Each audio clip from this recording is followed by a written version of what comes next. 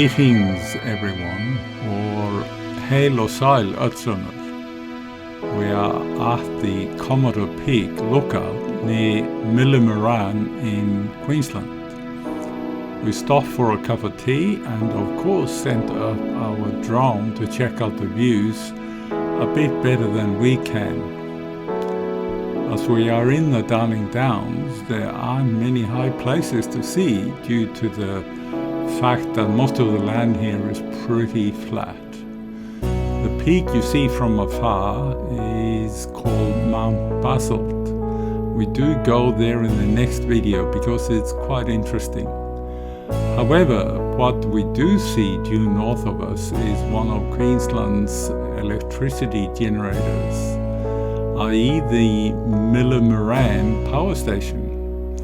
It's an 850 megawatt coal-fired station, which, by the way, is owned mostly by a company called Intergen, and its primary shareholders are the Ontario's Teachers' Pension Plan from Canada.